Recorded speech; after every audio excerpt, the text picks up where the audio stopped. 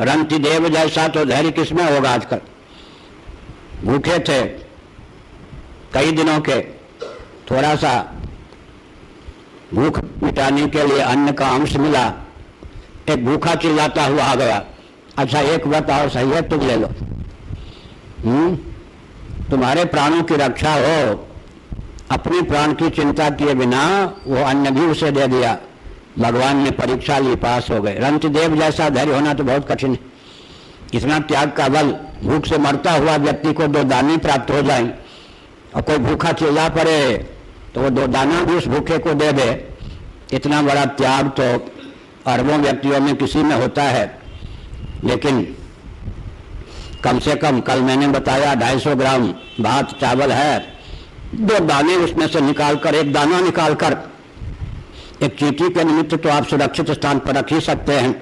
कम से कम यहाँ से वसुधैव कुटुंबकम के भाव को आत्मसात करने का प्रारंभ करें। एकाएक ये ब्रह्म विद्या थोड़े पट जाती है क्या?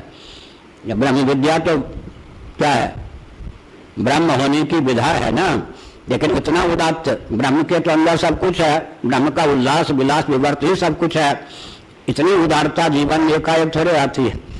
इसी प्रकार से हमने कहा कि दूसरे की भूख, जब भरपेट भोजन आवे तो कम से कम एक बार चिंतन करना चाहिए, हे प्रभु आपने तो हमको चावल दाल रोटी सब्जी करी पापड़ परोठे जो कुछ भोजन सामग्री दी है, इसी समय भारत विश्व की बात छोड़ दें, हमारे पड़ोसी कई होंगे जो दाने दाने के लिए मुहताज होंगे, कम से कम उनकी भूख के कारण उन्हें प्राप्त वेदना का स्मरण तो कर लें। ये तो संकल्प करें कम से कम, हे प्रभु यह अन्न आपके तक समर्पित है।